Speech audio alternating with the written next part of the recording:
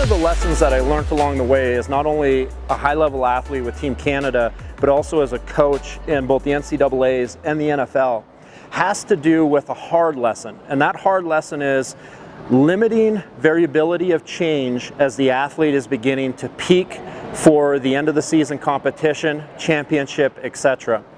One of the things that is often promoted in sports performance in terms of the private sector is the idea that you need to always have variable change in programming to continuously elicit a physical change in the athlete.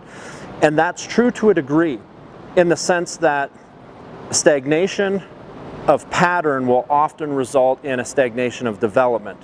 However, it's very important when periodizing for on-the-field sports, meaning which you as a coach are supplemental to a greater cause. That greater cause is whatever sport that athlete is currently involved in.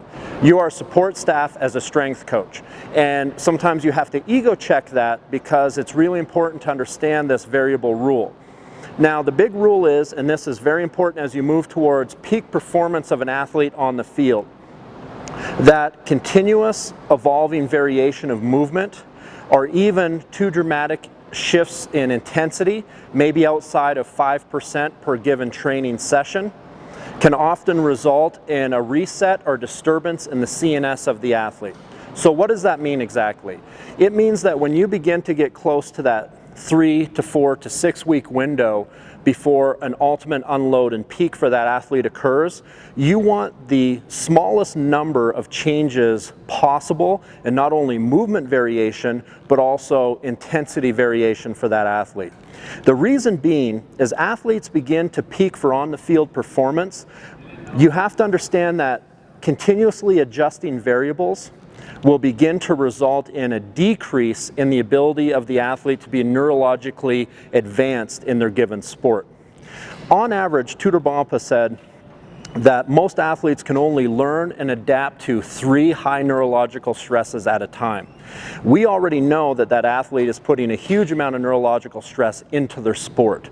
So if in that 4 to 6 week window prior to a championship, that athlete begins to get shifted around in movements every couple of days, cleans become snatches, snatches become power snatches, back to squats, squats to become cleans, thinking that you're going to upregulate CNS function and stimulate the nervous system, you're actually disrupting the system, and it may not show up in the weight room, but it may show up on the field as an inconsistent performance matrix.